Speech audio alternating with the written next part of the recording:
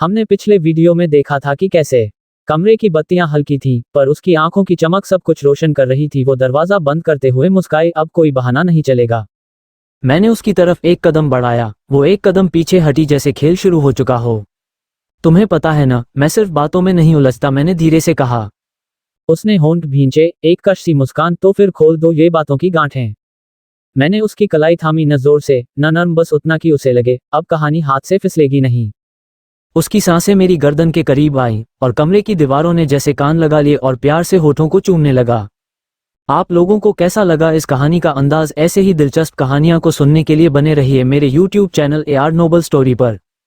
तो चलते हैं नेक्स्ट चैप्टर की ओर। चैप्टर 6, मेरी जानेमन क्या कर रही है। पता नहीं कहां से ये सड़क छाप रोमियो अभिनव मेरे पीछे पड़ गया है। इस फिजिकल इंस्ट्रक्टर को कुछ भी काम नहीं है। यहाँ लेसन प्लान बनाना है, टेस्ट पेपर सेट करना है, रेगुलर असेसमेंट कंडक्ट करना है। हाँ, कितना काम बाकी है। रुद्री ने उस लव लेटर को फाड़कर डस्टबिन में फेंकते हुए कहा। School board meeting room. Board meeting school song के साथ शुरू हुआ। Director doctor Abhilash Sen, Praveen, manager mister Gautam Shahi, parent association members, teacher association members, master Rahul, student association president doctor Charulata Karandeep, principal, share holders mister Kamlesh Loni, doctor Vishal Vyas, doctor Arnesh Garg, doctor Smriti Varman, founder member, सभी meeting में उपस्थित थे। Meeting पूरे 200 minute तक चली। अभिलाष ने सभी को एड्रेस करते हुए कहा, बोर्ड बैठक की शुरुआत स्कूल सॉन्ग से शुरू हुई। इसमें स्पष्ट रूप से इस मामले में किसी के भी आइडियोलॉजी को वोयोलेट नहीं किया गया। बैठक के दौरान पब्लिक कमेंट के लिए एक टाइम स्लॉट फिक्स किया गया है। मिस्टर कमलेश लोनी ने अपने दोनों हाथों को गूंथते हुए टेबल पर रखकर कहा, हमें सेम टॉपिक को बार बार पढ़ाने की जरूरत है। कुछ बच्चे सब कुछ पहली बार में नहीं सीखते हैं। यदि किसी छात्र को कुछ सीखने के लिए अधिक समय चाहिए, उस टॉपिक को हर करिकुलम में रिपीट होना चाहिए। हर शिक्षक चाहता है कि करिकुलम स्टूडेंट फ्रेंडली हो। करिकुलम के भीतर का सारा कंटेंट छात्रों को पढ़ाना हमारा कर्तव्य है। मेघराज कुमार सर ने सबको अच्छी तरह से समझाते हुए कहा, बच्चे अगर डिसिप्लिन नहीं हो रहे हैं, कितना भी समझाने पर अगर नहीं मान रहे हैं, तो उन्हें अनुशासित किया जा सकता है। उन्हें बर्खास्त भी किया जा सकता है। ये निश्चित रूप से नियत प्रक्रिया के दिशानिर्देशों के भीतर है। अभिलाष ने मेघराज की बात में फर्दर एक और पॉइंट ऐड करते हुए कहा, बच्चे अगर डिसिप्लिन नहीं हो रहे हैं, कितना भी समझाने पर अगर नहीं मान रहे हैं, तो उन्हें अनुशासित किया जा सकता है। उन्हें बर्खास्त भी किया जा सकता है। ये निश्चित रूप से नियत प्रक्रिया के दिशानिर्देशों के भीतर है। अभिलाष ने मेघराज की बात में फर्दर एक और पॉइंट ऐड करते हुए कहा, मैं परफॉर्मेंस पे सैलरी के बारे में बात करना चाहती हूँ। शिक्षकों के बीच मेरिट वेतन चिंता का विषय है। यह अच्छा भी हो सकता है और बुरा भी। कभी कभी शिक्षक को छात्र की प्रेरणा की कमी के लिए जिम्मेदार नहीं ठहराया जा सकता है। मतलब कई स्टूडेंट्स अच्छा पढ़ते हैं और वही कुछ स्टूडेंट्स बस डिग्री के लिए आते हैं। फिर ऐसे में स्टूडेंट्स मेरिट के हिसाब से हम सारे टीचर्स को सैलरी देना बहुत गलत है। जो नहीं पढ़ना चाहते उनको कोई भी नहीं पढ़ा सकता है। अर्जुन और दुर्योधन दोनों को गुरु द्रोणाचार्य ने पाया था। जो गुरु द्रोणाचार्य ने मेहनत से पाया, उसे अर्जुन ने अपने तन मन धन से सीखा और वही दुर्योधन ने ध्यान नहीं दिया। तो अब इसमें एक गुरु को कैसे दोषी ठहराया जा सकता है? हम सारे टीचर मर मर कर सभी स्टूडेंट्स को पढ़ाते हैं। अब मेरिट बेस पे करने से हम गरीब टीचर्स के पेट पर लात मारने वाली बात हो जाएगी। मतलब हमें कम सैलरी मिलेगी तो हमारा घर खर्च कैसे चलेगा? अद्वैता मैम ने सभी टीचर्स के दिल के दर्द को सबके सामने रखते हुए कहा, हमेशा ऐसे छात्र होंगे जो पढ़ने में इंटरेस्टेड नहीं होंगे। उन्हें कोई भी नहीं पढ़ा सकता। प्रॉपर एवोल्यूशन के साथ कक्षा में बेस्ट काम करने वाले शिक्षकों को पुरस्कृत किया जाना चाहिए और सैलरी दी जाना चाहिए। मेघराज ने अद्वैता की बात का सपोर्ट करते हुए कहा, ठीक है, हम सभी शेयर होल्डर्स इस पॉलिसी पर एक बार फिर से विचार करेंगे। अभिलाष ने टीचर्स एसोसिएशन के मेंबर्स की ओर देखते हुए कहा, बहुत अच्छी बात है। को स्कूल बोर्ड की बैठक के पब्लिक कमेंट स्लॉट में बहुत सारे शिक्षक सक्रिय रूप से शामिल हुए। आज के इस मीटिंग में बहुत सारे मेंबर्स ने अपने अपने पॉइंट्स रखे। मेरा पॉइंट ये है कि हमारे स्कूल में करीब 70 टीचर्स की वैकेंसी है। सभी स्कूल कॉन्ट्रैक्ट पर सब्स्टिट्यूट हायर कर रहे हैं। इससे टीचिंग क्वालिटी बुरी तरह से इफेक्ट हो रही है। टीचर स्टूडेंट रेशियो भी इफेक्ट हो रहा है। मगर हमें अपने स्कूल में कर्मचारियों को बोनस देने की बजाय उस फंड के पैसे से और टीचर हायर करने चाहिए। डॉक्टर स्मृति वर्मन ने बड़े ही प्यार से अपनी बात बोर्ड मेंबर्स के सामने रखते हुए कहा, ये सुझाव सभी को बहुत अच्छा लगा, सिर्फ टीचर्स को छोड़कर। हमने बोर्ड मेंबर्स के रूप में पेरेंट्स टीचर्स एसोसिएशन को रखा है ताकि माता पिता शिक्षा के मेथड, पेडोगोजी और कई और बातों में अपने कमेंट और सुझाव हमें दे सकते हैं। डॉक्टर विशाल व्यास ने पेरेंट्स टीचर्स एसोसिएशन के मेंबर्स की ओर देखते हुए कहा, राहुल के पेरेंट्स काफी गुस्से में थे। उन्होंने कुछ और पेरेंट्स के साथ मिलकर कहा, स्कूल में गे और लेस्बियन स्टूडेंट्स के साथ सेक्सुअल हैरेसमेंट हुआ है। आपके कुछ स्टूडेंट्स ने उन स्टूडेंट्स को स्कूल प्रोग्राम में भाग नहीं लेने दिया है। अभी हमें बैठक में इस सेक्सुअल ओरिएंटेशन हैरेसमेंट के बारे में आप सभी से पता चला है। गे और लेस्बियन स्टूडेंट्स के साथ सेक्सुअल हैरेसमेंट के तहत उन स्टूडेंट्स को स्कूल प्रोग्राम में भाग नहीं लेना देना एक क्राइम है। उन सभी अपराधी स्टूडेंट्स के ऊपर डिसिप्लिनरी एक्शन लिया जाएगा। ये उनके फंडामेंटल राइट्स का वायोलेशन है कि गे और लेस्बियन स्टूडेंट्स को स्कूल प्रोग्राम में पार्टिसिपेट नहीं करने दिया गया। ये एक गंभीर मुद्दा है। अभिनव ने अपने आईब्रोज को सिकोड़ते हुए थोड़ा गुस्से में कहा, मुझे खेद है कि एलजीबीटीक्यू कार्यक्रम में एक छात्र को परेशान किया जा रहा था, मगर टीचर्स एसोसिएशन ने इस मुद्दे को बखूबी हैंडल किया। हमारे स्कूल में सभी स्टूडेंट्स सेफ हैं। हमारे सभी स्टूडेंट्स हम सभी के खुद के बच्चों जैसे हैं। मुनमुन ने सभी की वाहवाही लूटने की कोशिश करने के लिए कहा, हम बस बोर्ड को ये बताने चाहते हैं कि यह सुनिश्चित करना बहुत महत्वपूर्ण है कि सभी छात्र सुरक्षित हैं, राहुल के पेरेंट्स ने एक साथ कहा। आप एकदम रिलैक्स रहिए। मैं दिन रात मेरे सभी स्कूल्स में इसीलिए घूमता रहता हूं कि किसी भी स्टूडेंट के साथ कोई भी दुर्घटना नहीं घटे। हमारे स्कूल पॉलिसी में सेफ्टी फर्स्ट है। हमारे स्कूल के लोगो में हमने लिखा है, टुगेदर वी कैन। हम सभी के अंदर टीम स्पिरिट है। अभिलाष ने सभी पेरेंट्स को भरोसा दिलाते हुए कहा। सभी पेरेंट्स टीचर एसोसिएशन मेंबर्स के चुनाव को लेकर बहुत चिंतित थे। वे चाहते थे कि बोर्ड माता पिता की पसंद का विकल्प चुने।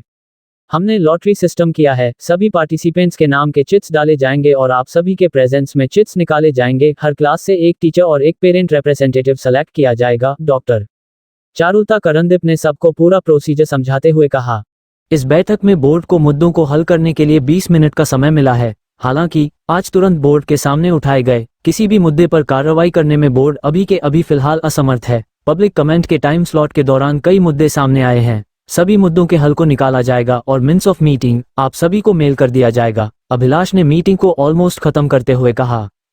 सभी ने सहमति में अपने सर हिला दिए। अभिलाष ने प्रवीण की ओर देखते हुए कहा, प्रवीण, मिनट्स ऑफ मीटिंग पक्का सबको सुना दो। प्रवीण ने अपने नोटपैड को ओपन करके कहा, हमने स्कूल सॉन्ग से मीटिंग स्टार्ट करके ये बात क्लियर कर दी है कि कोई भी इवेंट या मीटिंग स्कूल सॉन्ग से शुरू किया जाएगा और प्रोग्राम के अंत में नेशनल एंथम बजाया जाएगा। इसलिए ये दिलचस्प है कि हमने आज की मीटिंग में ऐसा किया। अभी अभी स्कूल से जुड़ी प्रार्थना के बारे में आप सबको भी जानकारी मिली। यह एक इम्पोर्टेंट मुद्दा है जो स्कूल करिकुलम से संबंधित है। मीटिंग के दौरान पब्लिक कमेंट स्लॉट दिया गया था। इस दौरान हमें पेरेंट्स से पता चला कि वह एजुकेशन पॉलिसी के बारे में क्या सोचते हैं। बोर्ड मेंबर्स अब इस मीटिंग के बाद उन सारे मुद्दों पर एक्शन लेंगे। हमें मीटिंग के दौरान MSTG इंटरनेशनल स्कूल विशुपट्टा सिटी में हुए सेक्सुअल ओरिएंटेशन के मुद्दे के बारे में पता चला। निष्कर्ष रूप में ये बैठक कई मुद्दों पर बहुत व्यापक पाई गई। ऐसी कई स्थितियां थीं जो हमारे करिकुलम के संबंध में हैं।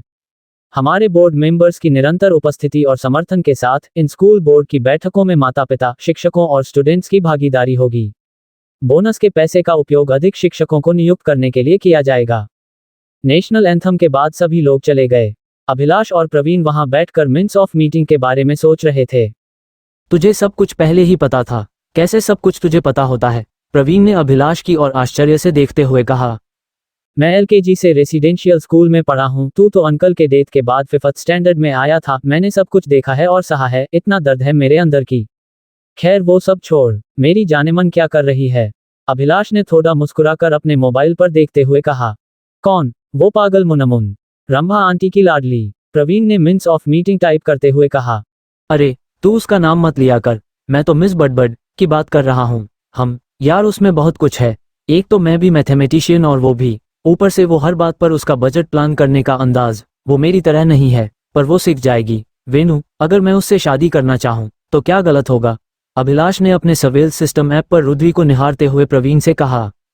प्रवीण ने टाइपिंग बंद करके गुस्से में अभिलाष की ओर देखते हुए कहा, अभिलाष तू पागल हो गया है। तेरी शादी बहुत पहले स्टेट कॉर्पोरेट कार्य मंत्रालय मिनिस्टर रघुनाथ पाल की भतीजी मुनमुन पाल से फिक्स हो चुकी है। तेरी वजह से वो इस स्कूल में फालतू की SSC फैकल्टी की जॉब कर रही है। तेरे साथ उसने स्कूलिंग, कॉलेज, फिर सेम यूनिवर्सिटी से अपना MA इन इंग्लिश और MAd किया। तू कैसे किसी और के बारे में सोच सकता है? चैप्टर 7, मुझे उससे बेपनाह मोहब्बत है। प्रवीण ने टाइपिंग बंद करके गुस्से में अभिलाष की ओर देखते हुए कहा। तू कैसे किसी और के बारे में सोच सकता है? मैं कोई पापा, माँ और चाचू की बिजनेस डील नहीं हूँ। मैंने उन लोगों से अभी तक इस बारे में कुछ नहीं कहा था क्योंकि मेरे लाइफ में कोई नहीं आया था। जब मैंने रुद्री को पहली बार ट्रेन में देखा, बस देखता ही रह गया। वो कोई बला की खूबसूरत नहीं है, पर उसमें एक अलग सा अपनापन है। यार, उसे देखते ही मुझे बहुत सुकून मिलता है, लगता है बस अब ठहर जाऊं, अभिलाष ने पेपर वेट को हाथों में लेकर देखते हुए कहा। अभी ये सिर्फ क्रश है, प्रवीण ने अभिलाष के कंधे पर अपना हाथ रखते हुए कहा। तू क्या पागल है, मैं कोई एडोलेसेंस में नहीं हूँ, एक जवान मर्द हूँ जो कि दिमाग से मेच्योर है। मुझे रुद्री से प्यार है, मुझे उससे बेपनाह मोहब्बत है, अभिलाष ने अपनी पीठ को रिवॉल्विंग चेयर पर टिकाकर कहा। यार, तू मोमेंट्री ड्राइव में बह रहा है, हो सकता है कि रुद्री में तुझे एक नया खिलौना दिख रहा हो, प्रवीण ने अभिलाष की मन की गहराई को टटोलते हुए कहा। क्या बकवास है, तुझे लगता है कि मैं उससे खेलना चाहता हूँ? मैं ऐसा क्यों करूंगा? अभिलाष ने अपनी चेयर को रिवॉल्व करते हुए कहा। जैसे बोर होने पर तू इस चेयर के साथ खेल रहा है, ठीक ऐसे ही तू अपनी जिंदगी में भागते भागते बोर हो गया है। इसी बीच तुझे रुद्री मिल गई है, अब तू उससे अपना दिल बहला रहा है, प्रवीण ने कॉन्फ्रेंस टेबल पर अपने दोनों हाथों को रखकर कहा। क्या आज तू मेरे हाथों से मरना चाहता है? अभिलाष ने प्रवीण को घूरते हुए कहा। तुझे क्या लगता है कि तेरी धमकी से मैं सच बोलना बंद कर दूंगा? प्रवीण ने अभिलाष की ओर देखते हुए कहा। मुझे पता है मेरे बाप कि तू मेरे सीने में तीर जैसी तेरी कटाक्ष कमेंट बातें चुभाता रहेगा, बचपन से तेरी इस जहर की तरह कड़वी बातों की आदत सी हो गई है, अभिलाष ने अपने बॉडी को स्ट्रेच करते हुए कहा। सवेल सिस्टम ऐप को ऑन कर, तुझे पता चलेगा कि ये हमारे स्कूल, कॉलेज और यूनिवर्सिटी की उन तितलियों में से नहीं है जो तेरे पीछे आएगी। अभी जरूर वो कुछ काम कर रही होगी। उस लड़की को जहां तक मैं जानता हूँ, वो सिर्फ इज्जत की रोटी कमाने में इंटरेस्टेड है, उसका पूरा फाइनेंस फोकस दिमाग है, प्रवीण ने अभिलाष के मोबाइल में झांकते हुए कहा। स्टाफ रूम अद्वैता ने रुद्री से पूछा, आप कौन हैं? हाय, मैं मैथ्स पढ़ाने के लिए इस स्कूल में आई हूँ, मेरा अपॉइंटमेंट एसएससी मैथ्स टीचर के पद पर हुआ है। आपका क्या नाम है? रुद्री ने अद्वैता से हैंडशेक करते हुए कहा। मैं एसएससी सोशल स्टडीज की फैकल्टी हूँ, BEd and MA in geography. आपसे मिलकर बहुत खुशी हुई, अद्वैता ने मुस्कुराते हुए कहा। आप नहीं, तुम कहो। अद्वैता, तुम मुझे बहुत अच्छी लगी, रुद्री ने अद्वैता की ओर दोस्ती का हाथ बढ़ाते हुए कहा। मेरे एक मित्र हैं, उनके बारे में जितनी भी बातें करूं कम है। आज के इस युग में भी हम लोगों को मेरिट पर नौकरी मिलती है, ईश्वर की कृपा है। समृद्ध और रिच फैमिली से होने के कारण कई लोगों को सिफारिश की वजह से तुरंत नौकरियां मिल जाती हैं, मगर जब मैं मैथ्स फैकल्टी मेघराज सर को देखती हूं तो लगता है कि सफल होने के लिए पारिवारिक पृष्ठभूमि, फराटेदार अंग्रेजी या बहुत धनी होना जरूरी नहीं है। अगर जरूरत है तो वो है ज्ञान की। हमें कामयाब होने के लिए सपने देखने, दृढ़ रहने और कड़ी मेहनत करने की आवश्यकता होती है। मेघराज एक प्राइमरी टीचर के बेटे हैं, वो देखो जो इंसान अभी स्टाफ रूम के अंदर आए हैं, वो जो ब्लू शर्ट पहने हुए व्यक्ति हैं, वही मेघराज हैं। एक छोटे से शहर से इन्होंने एक हिंदी मीडियम स्कूल से पढ़ाई की और आज एक इंटरनेशनल स्कूल में पढ़ा रहे हैं। सभी स्टूडेंट्स के फेवरेट फैकल्टी में से एक हैं मेघराज। ये रुद्री है आपकी तरह मैथ्स फैकल्टी। अद्वैता ने मेघराज का बखान करते हुए रुद्री से मेघराज को इंट्रोड्यूस करवाते हुए कहा। Hello sir, nice to meet you, Rudri ने मेघराज से हैंडशेक करते हुए कहा। मेघराज ने रुद्री से हाथ मिलाया और एक टक से रुद्री को देखता रह गया। मेघराज, मेघराज, अद्वैता ने मेघराज को आवाज दी। मेघराज अपनी ख्यालों की दुनिया से बाहर आया और रुद्री का हाथ छोड़ दिया। वहीं दूसरी ओर मोबाइल पर यह सब देखकर अभिलाष ने गुस्से में आग बबूला होकर कहा, इस फैकल्टी का क्या नाम है? इसे तो मैं, क्या तूने देखा कैसे उसने रुद्री का हाथ पका और फिर छोड़ा ही नहीं? ये रुद्री भी कितनी केयरलेस है, किसी भी अजनबी आदमी से कोई क्यों हैंडशेक करेगा? मुझे बहुत गुस्सा आ रहा है, मगर मैं इतना गुस्सा क्यों कर रहा हूँ? जब से मैं रुद्री से मिला हूँ तब से मैं अपने इमोशंस पर कंट्रोल नहीं कर पा रहा हूँ। अभी तू क्या अजीब सी हरकतें कर रहा है? तू तो ऐसे बिहेव कर रहा है जैसे कि रुद्री तेरी वाइफ है। चिल्ल, वो एक अजनबी है, तेरे घर में टेम्पररी बेसिस पर रह रही है और जल्द ही वह हमारे घर से कहीं और शिफ्ट हो जाएगी, प्रवीण ने अभिलाष की पीठ को हल्का सा थपथपाते हुए कहा।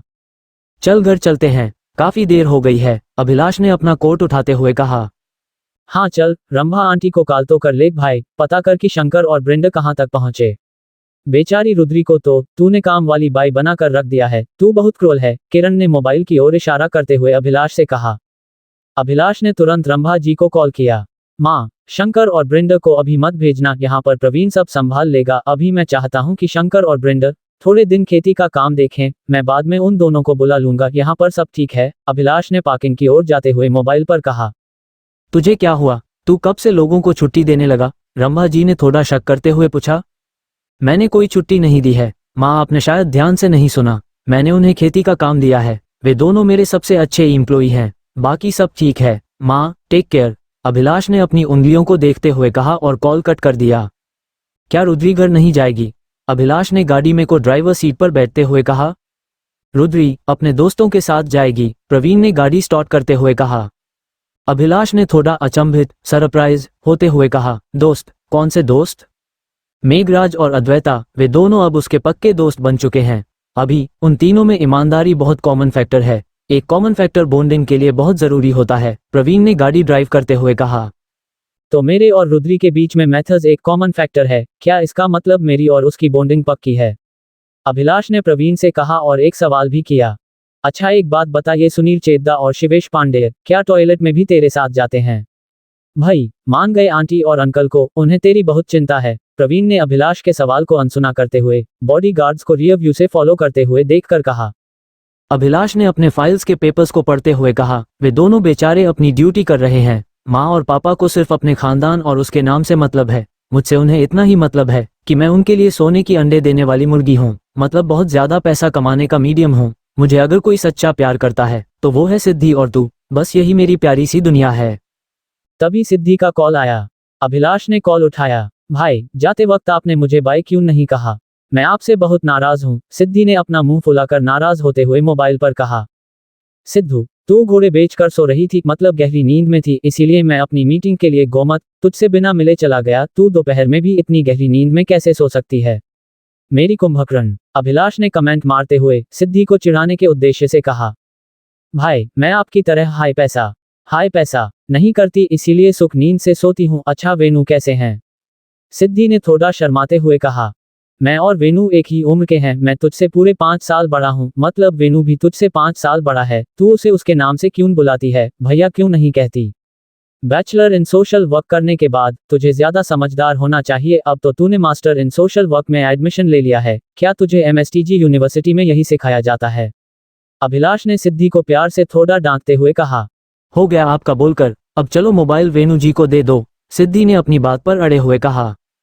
क्या बात है? प्रवीण ने स्पीकर पर कहा। कुछ नहीं, बस आपकी आवाज मुझे अच्छी लगती है, एकदम मेरे स्कूल के एक फेवरेट टीचर की तरह, सिद्धि ने थोड़ा प्यार से कहा। प्रवीण ने रो हाउस में गाड़ी पार्क करते हुए कहा। क्या सिद्धू तुम पागल हो? जाओ अपने एनजीओ अपना सवेरा का काम कंप्लीट करो, मुझे अपनी सारी ऑडिट रिपोर्ट्स भेजो। चाचा जी मुझसे ऑडिट रिपोर्ट के बारे में पूछ रहे थे, इलेक्शन में सब कुछ दिखाकर जनता से प्यार और वोट दोनों लेना है, क्या जनता इतनी? Chapter 8 you are too hot, Praveen ने कहा। क्या जनता इतनी सीधी है कि उसे पता नहीं चलेगा कि अपना सवेरा गो सर्वजन पार्टी का नहीं है बल्कि तुम्हारा है? सब बहुत अजीब है। खैर मैंने जैसा कहा है वैसा करो। वेनु, आप और भैया बस मनी मिंटिंग मशीन बनकर रह गए हो, मतलब पैसे छापने की मशीन। इतने बेसुरे कर्कश कौवे की तरह आप दोनों की आवाज है, सिद्धि ने अपना फ्रस्ट्रेशन निकालते हुए कहा। अच्छा चलो बाय, प्रवीण ने कहा और कॉल कट कर दिया। ये वेनु भी ना, पिछले 17 साल से मैं, मतलब जब मैं 3 साल की थी तब से इनके पीछे परछाई की तरह रहती हूँ। इन्हें मेरे सच्चे प्यार का कभी भी एहसास ही नहीं हुआ, हार्टलेस कहीं के, सिद्धि ने अपनी नम आंखों के कोनों को पोंछते हुए कहा। चल मैं फ्लैट पर जा रहा हूँ, शंकर और ब्रिंदा को आने दे, रुद्री के लिए मैं एक रेंट पर घर ढूंढ दूंगा ताकि वो वहां जाके आराम से रह सके, प्रवीण ने कार की चाबी अभिलाष को देते हुआ कहा। तू ऐसा कुछ भी नहीं करेगा, कान खोलकर सुन ले, मतलब ध्यान से सुन ले, रुद्री तेरी भाभी है। अब भविष्य में जो भी हो मैं रुद्री से ही शादी करूंगा, हालांकि मैं उसकी रजामंदी के बिना ऐसा कुछ भी नहीं करूंगा, अभिलाष ने प्रवीण को अपने दिल की बात बताते हुए कहा। प्रवीण ने मुस्कुराते हुए कहा, पता है तेरी सबसे बड़ी प्रॉब्लम क्या है? तू खुद अपने लिए सबसे बड़ी प्रॉब्लम है। चल मैं बहुत थक गया हूँ, घर जाकर तुझे कॉल करूंगा। अगर तुझे नींद नहीं आएगी तो टैबलेट ले लेना अभी। तेरे बदन पर तुझे बिच्छू चलने जैसा आभास होता है, अगर तू ठीक से नहीं सोएगा तो सांप चलने जैसा एहसास होगा और ब्रेन हेमरेज भी हो सकता है। Rest is must. Bye. Okay मैं ध्यान रखूंगा, बाय। अभी ने प्रवीण को हाथ हिलाकर अलविदा कहते हुए कह। स्कूल के प्राइमरी स्कूल बिल्डिंग के पीछे इनका चेहरा क्यों उतरा हुआ है? उनके साथ वो आदमी कौन है? रुद्री ने एक औरत की ओर हाथ दिखाते हुए अद्वैता से पूछा। अच्छा इस औरत की कहानी बहुत अजीब है, ये भी कुछ अलग सी है। ये मुझसे अपनी हर बात शेयर करती हैं, हम दोनों पड़ोसी हैं, हालांकि इनके और मेरे में 11 साल का अंतर है, फिर भी हमारा रिलेशनशिप 2 सगी बहनों जैसा है। रुद्री तुम में बहुत मासूमियत है, मैं आज इसीलिए इनकी एक बात तुम्हें बताने जा रही हूँ, अद्वैता ने बड़े ही रिलैक्स अंदाज में कहा। डी के बुक सेलर प्राइवेट लिमिटेड का सेल्स रिप्रेजेंटेटिव हमारे स्कूल में आता था। एक दिन हम सभी को शैलेंद्र बहुत सारी बुक बेचने के लिए आया। अब ये है इंटरनेशनल स्कूल, बस सब लोग कूद पड़े बुक्स खरीदने के लिए। हर किताब का दाम उसने मार्केट रेट से 15% कम बताया। सब लोगों ने उससे 20% डिस्काउंट की मांग की। लोगों की आदत होती है, कितना भी डिस्काउंट दुकानदार दे दे, फिर भी पब्लिक और डिस्काउंट मांगती है। उसकी दोस्ती इन मैडम से हो गई। 7 दिन बाद, रात के 8 बजे शैलेंद्र अपने दोस्त राघव के साथ एक पार्टी में जा रहा था। एक चमचमाती हुई रेड कलर की मर्सिडीज रुकी और उर्वशी मैडम उससे बाहर उतरी। उस महिला का व्यक्तित्व इतना प्रभावशाली था कि शैलेंद्र उन्हें दोबारा देखकर कुछ बोल ही नहीं पाया, बस उन्हें देखता रह गया। वह सेक्सी महिला कोई और नहीं उर्वशी मैम थी। शैलेंद्र को उन्होंने अपना नंबर देते हुए कहा, भविष्य में बुक्स को बेचने में कोई दिक्कत हो तो आप मुझे कॉल करिएगा, मेरा नाम उर्वशी है। शैलेंद्र बस उर्वशी मैम को एकटक से बस देखता ही रह गया। मैडम ने शैलेंद्र का नंबर अपने फोन में सेव कर लिया। बाइक आगे बढ़ाते ही राघव ने कहा, मैडम बहुत तेज और समझदार हैं, वो जानती हैं कि तेरे जैसे सेल्स रिप्रेजेंटेटिव की मदद करेंगी तो उन्हें भी कमीशन मिलेगा। इसके 6 दिन बाद, दोपहर का समय था, मिसेज उर्वशी का कॉल शैलेंद्र को आया। शैलेंद्र जी, गुड आफ्टरनून, मैं उर्वशी बोल रही हूँ, आप कैसे हैं? उर्वशी ने कहा, मैं ठीक हूँ, आप कैसी हैं? मैं आभारी हूँ कि आपने मुझे कॉल किया, शैलेंद्र ने कहा। मैंने आपको कॉल तो इसलिए किया है कि आपका एड्रेस जान लूं ताकि आपके पास कब कभार सीधे बुक्स लेने आ सकूं, उर्वशी ने कहा। शैलेंद्र के एड्रेस बताने पर उर्वशी ने कहा, आप तो मेरे पड़ोसी निकले, हम भी विशुपटा सिटी में ही रहते हैं, MSTG इंटरनेशनल स्कूल के पास। मेरे मालिक D.K. गणेशन के बंगले का केयरटेकर भी मैं ही हूँ, वे लोग तो दुबई में रहते हैं, उनके मैनेजर शिवहार जी और मैं एक साथ मिलकर सारा बिजनेस संभालते हैं, शैलेंद्र ने उर्वशी मैम से कहा। कुछ देर की बातचीत के बाद में उनकी कॉल समाप्त हो गई। शाम को उर्वशी ने अपने नौकर को शैलेंद्र के घर भेजा और इनऑर्गेनिक केमिस्ट्री की बुक मंगवाई, साथ में चॉकलेट का एक डिब्बा भी उसके लिए भेज दिया। शैलेंद्र ने धन्यवाद कहने के लिए फोन किया। उर्वशी ने कहा, किस बात का धन्यवाद शैलेंद्र जी, जीवन में संबंध ऐसे ही बनते हैं। उनकी अक्सर बातचीत और कनेक्टिव पर चैटिंग होने लगी। बस इनका और उसका फोन कॉलिंग का मामला भी धीरे धीरे सेट हो गया। तभी एक दिन उर्वशी ने कहा, आपने मुझे फिजिक्स की बुक नहीं भेजी। सॉरी, मैं भूल गया था, आप किसी को कल मेरे घर भेज दीजिए, मैं दे दूंगा, शैलेंद्र ने कहा। किसी को आपके घर भेज दूं? आपका हमारे घर आना वर्जित है क्या? हा, उर्वशी ने कहा। नहीं, ऐसी बात नहीं है, मुझे लगा कि मेरा आपके घर आना रणदीप साहब को अच्छा लगेगा या नहीं, शैलेंद्र ने कहा। क्यों, रणदीप को इसमें क्या आपत्ति हो सकती है? वैसे सुबह 8 बजे रणदीप दोनों बेटियों गीतांजलि और स्वरांजलि को लेकर निकल जाते हैं, उनको स्कूल ड्रॉप करके 9 बजे तक शोरूम पहुंच जाते हैं, उर्वशी ने कहा। क्या आपकी 2 बेटियां हैं? और ये शोरूम क्या है? शैलेंद्र ने कहा। गीतांजलि, स्वरांजलि मेरी जुड़वां बेटियां हैं, गीतांजलि 20 मिनट बड़ी है और LBS रोड पर हमारा फर्नीचर का काफी बड़ा शोरूम है, मुझे रोज 7:15 AM स्कूल पहुंचना होता है, कल मैंने छुट्टी ली है, आप मेरे घर कल आओ, मुझे बहुत अच्छा लगेगा, उर्वशी ने अपनी गर्दन को सहलाते हुए कहा। ठीक है, मैं ज्यादातर 9 बजे घर से निकलता हूँ, कल आपके घर की तरफ से होते हुए अपने ऑफिस निकल जाऊंगा, शैलेंद्र ने कहा। हमारे साथ एक कप चाय पीनी पड़ेगी, इतना समय लेकर आइएगा, उर्वशी ने कहा।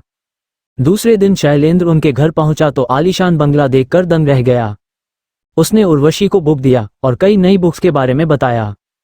इतने में उर्वशी की नौकरानी चाय ले आई। उर्वशी ने नौकरानी से कहा, तुझे जाना हो तो चली जा, शाम को जल्दी आ जाना। चाय पीते पीते शैलेंद्र ने उसके बंगले की तारीफ की। उर्वशी ने कहा, आप चाय पी लीजिए, फिर आपको ऊपर तक दिखाती हूँ। तो चाय पीने के बाद बंगले का एक एक कोना दिखाते हुए अंत में वो अपने बेडरूम में पहुंची। शानदार कमरा, आलीशान फर्नीचर देखकर शैलेंद्र दंग रह गया। शैलेंद्र ने कहा, मैडम आपका बेडरूम तो स्वर्ग से भी सुंदर है। उर्वशी ने कहा, शैलेंद्र, माना मेरा बेडरूम स्वर्ग से भी सुंदर है, लेकिन तुम्हारे जैसे एंजल के बिना अधूरा है। मैं तुम्हें साफ साफ बताऊं कि रणदीप के साथ मेरा जिस्मानी रिश्ता पिछले 5 साल से न के बराबर है और मेरी किटी पार्टी की सभी फ्रेंड्स की पर्सनल लाइफ लगभग ऐसी ही है। इस उम्र में आकर पति पैसे के पीछे भागते रहते हैं और औरतें घर में तड़पती हैं। रणदीप अक्सर देर से लौटते हैं, ड्रिंक करके, डिनर करके आते हैं और आते ही सो जाते हैं। मेरी फ्रेंड्स ने तो अपने घरेलू नौकरों के साथ अपनी सेटिंग कर रखी है। कितनी बार इच्छा होने के बावजूद मैं ऐसा नहीं कर सकी। उस दिन पहली बार मैंने स्कूल में तुम्हें देखा तो मुझे लगा कि मेरे सपनों के राजकुमार तुम हो। मैंने ईश्वर से प्रार्थना की कि तुम्हारे दिल में मेरे लिए जगह बनाए। इतना कहकर उर्वशी ने अलमारी खोली और लगभग 20 ग्राम वजन की सोने की ब्रेसलेट शैलेंद्र के हाथों में डालते हुए उर्वशी ने कहा, शैलेंद्र, मेरे प्यार का यह उपहार स्वीकार करो। 1 लाख रुपए की ब्रेसलेट हाथों में और जीवन में पहली बार किसी औरत को प्यार करने का मौका शैलेंद्र कैसे छोड़ सकता था। शैलेंद्र ने उर्वशी का हाथ चूमकर कहा, Urvashi, you are too hot. मैं तुम्हारी हर जरूरत पूरी करने की कोशिश करूंगा। उर्वशी शैलेंद्र के गले लग गई और शैलेंद्र को बेतहाशा किस करने लगी। उर्वशी ने एक बार फिर से अलमारी खोला और खाकी रंग का एक लिफाफा शैलेंद्र को देते हुए कहा, यह मैं कल ही लेकर आई हूँ। शैलेंद्र ने खोलकर देखा तो उसमें 12 कॉन्डोम का पैक था। ये कितने दिन में खत्म करना है? शैलेंद्र ने पूछा। मैं तो चाहती हूँ कि इसे खत्म करने से पहले तुम बेडरूम से बाहर ना जाओ, उर्वशी ने कहा। और वे दोनों मुस्कुरा दिए। हालांकि घर में उन दोनों के सिवाय कोई नहीं था, फिर भी शैलेंद्र ने बेडरूम का दरवाजा बंद किया और उर्वशी को गोद में उठा लिया। लगभग 32-33 साल की उम्र, 5 फीट 5 इंच कद, गेहुआ रंग, सुंदर कजरारे नैन, 36 साइज का ब्रेस्ट और 36 इंच का हिप। कुल मिलाकर बहुत सेक्सी लेडी थी और फिर इतना गजब का रिटर्न्स कर रही थी। उसे शैलेंद्र ने बेड पर लिटाया। उर्वशी ने कहा, तुमने तो ऐसे उठा लिया जैसे कि मैं एक हल्की सी डॉल हूँ। रणदीप तो तब भी नहीं उठा पाए थे जब मैं इससे आधी थी। अपनी पैंट, शर्ट व बनियान उतारकर शैलेंद्र अपने बेड पर आ गया। उर्वशी के पूरे बदन के ऊपर शैलेंद्र ने अपना हाथ फेरा और उसे बड़े प्यार से सहलाया। जीवन में पहली बार शैलेंद्र किसी के साथ सेक्स करने वाला था, लेकिन उस तरह की मूवी देखकर बहुत तजुर्बा हासिल कर चुका था। हालांकि शैलेंद्र के दिमाग में एक बात चल रही थी। वह बात क्या थी? Chapter 9 you are mind blowing. हालांकि शैलेंद्र के दिमाग में एक बात चल रही थी, वह बात उसने बाद में उर्वशी को बताने का सोचा। उर्वशी के पूरे बदन को सहलाते हुए शैलेंद्र उसके लिप्स को लिक करने लगा। कुछ देर बाद उर्वशी ने खुद ही अपने कपड़े खोलकर अपने आप को शैलेंद्र को सौंप दिया। शैलेंद्र समझ गया, वो बहुत जल्दी में थी, बरसों से सेक्सुअली ऑब्सेस्ड थी। लेंद्र ने उसके हर अंग को एक्सप्लोर करना शुरू किया, उसे हर जगह टच किया, रब किया और प्रेस किया। दोनों की बॉडी में एक हॉट लिक्विड फ्लो होने लगा। उर्वशी तो सेक्सुअली ऑब्सेस्ड थी ही, शैलेंद्र भी उतावला हो रहा था। शैलेंद्र ने प्रोटेक्शन पहना और उर्वशी के लोअर बैक को कसकर थामते हुए अपने बहुत करीब उसे लेकर आया। दोनों पैशनेटली एक दूसरे के माउथ को एक्सप्लोर करने लगे। उर्वशी ने कहा, शैलेंद्र तुम बेहद सेक्सी हो। मैंने कभी भी नहीं सोचा था कि ऐसा लाइव मोमेंट मेरी जिंदगी में आएगा। शैलेंद्र ने कहा, क्यों, आप भी तो बहुत हसीन हो। मैंने कभी भी नहीं सोचा था कि हम ऐसे किसी रिश्ते में बंध जाएंगे। आपका हर अंग बेहद खूबसूरत है। You are mind blowing. हाँ शैलेंद्र, तुमने ने मेरी जिंदगी बदल दी। 17 साल हो गए सेक्स करते हुए, लेकिन ऐसा लग रहा है कि आज पहली बार सेक्स कर रही हूँ, उर्वशी ने कहा। शैलेंद्र ने पूछा, क्या आपकी शादी को 17 साल हो गए? उर्वशी ने कहा, नहीं, शादी को तो 16 साल हुए हैं। मतलब शादी से पहले कोई आशिक था? शैलेंद्र ने कहा। नहीं, आशिक नहीं था, हमारे कोच थे, उर्वशी ने कहा।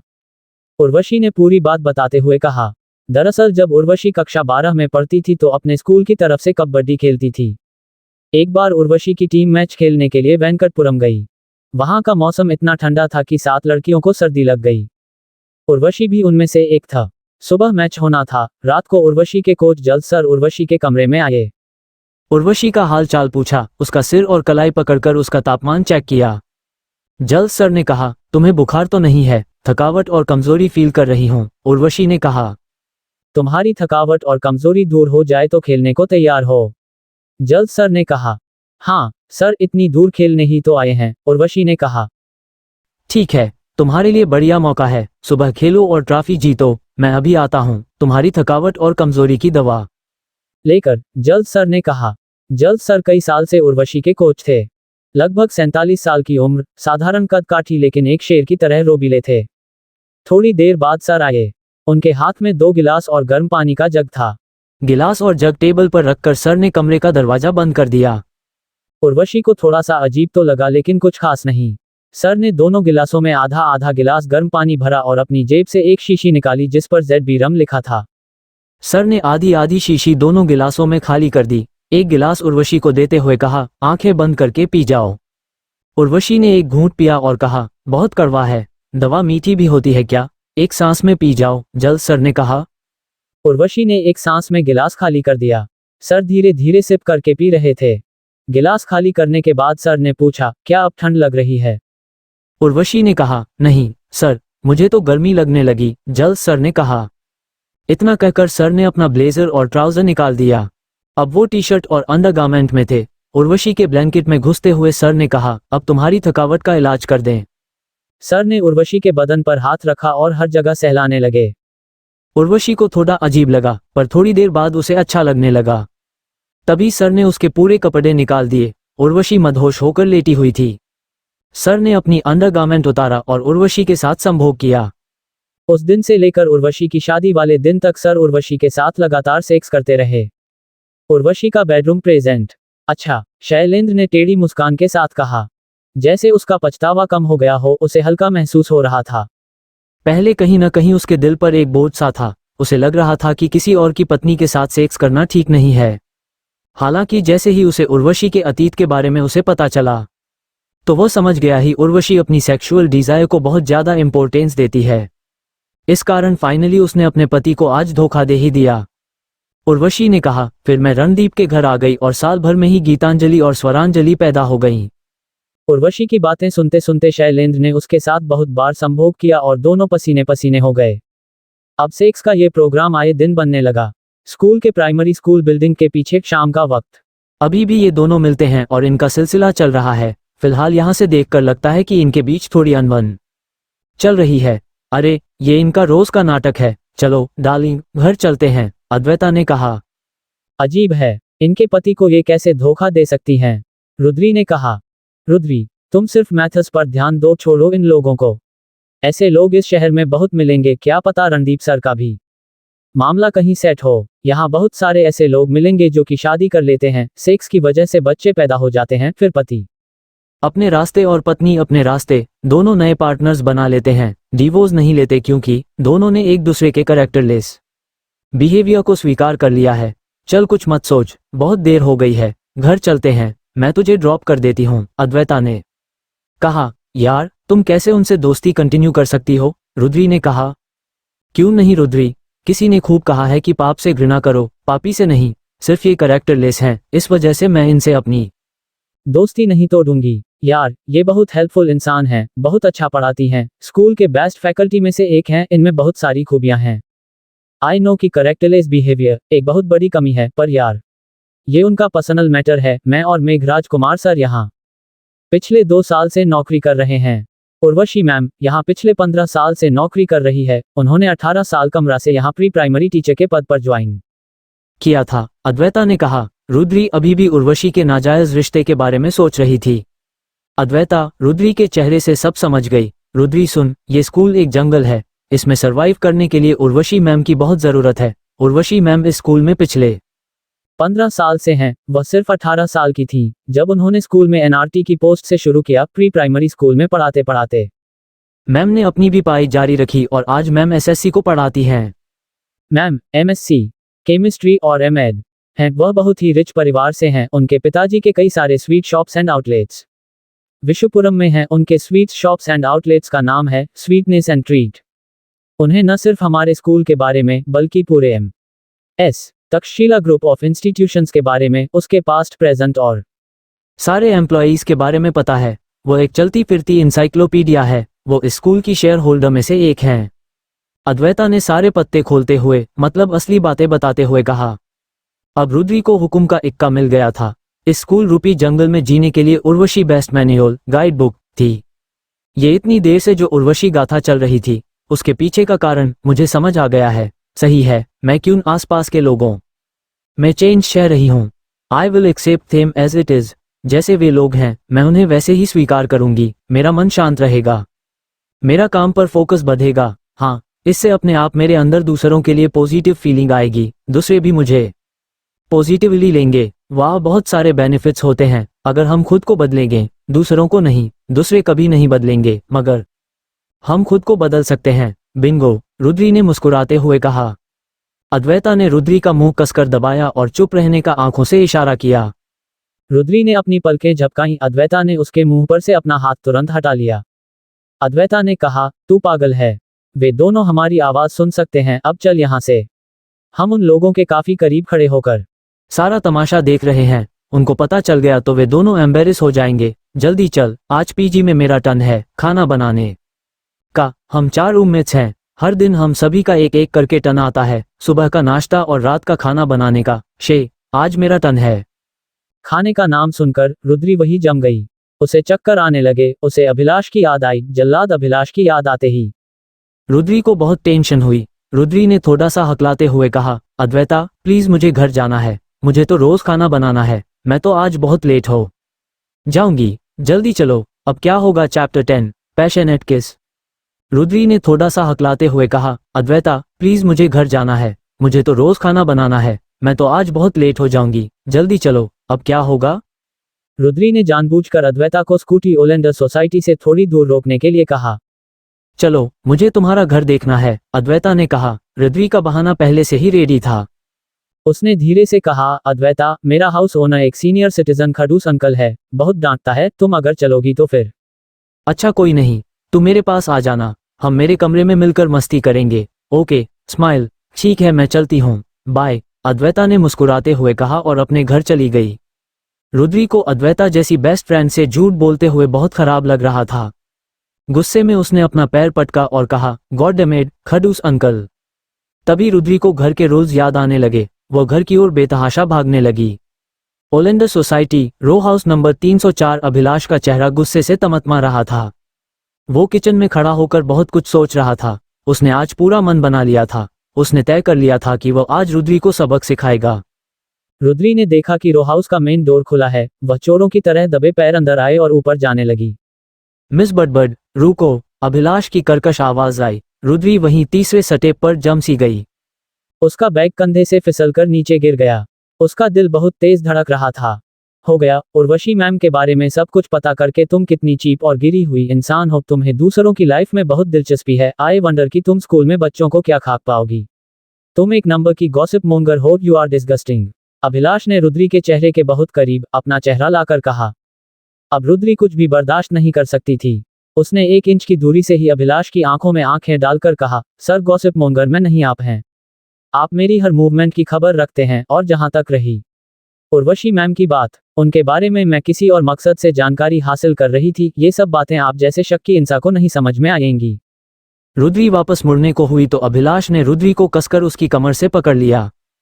फिर उसका ब्रेस्ट पूरी तरह से अभिलाष ने सीने को टच कर रहा था। अभिलाष ने अपने दोनों हाथों से रुद्री का चेहरा अपने चेहरे के बहुत पास लाकर उसके होठों पर अपने होंठ रख दिए। रुद्री इससे पहले कि कुछ समझ पाती, रुद्री ने अपने पैरों को अभिलाष के हिप्स पर रैप किया। रुद्री को अपने कोमल अंग पर एक हार्डनेस का एहसास हुआ। उसी पल उसके पूरे शरीर में जैसे आग सी लग गई। उसने अपने नाखूनों को कसकर अभिलाष के कंधों पर ग्रिप बनाते हुए दबा दिए। रुद्री ने अभिलाष को अपने पास खींचा। अभिलाष ने एक आह भरते हुए और गहराई से रुद्री को किस किया। उसके हाथ उसके चेहरे से उसके हिप्स पर चले गए। रुद्री के बदन की गर्मी बढ़ गई। ये सेम प्लेजर उसने 4 साल पहले अपने फर्स्ट फ्रेंच किस पर महसूस किया था। अभिलाष को अभी बहुत कुछ चाहिए था। तभी रुद्री का मोबाइल बजा।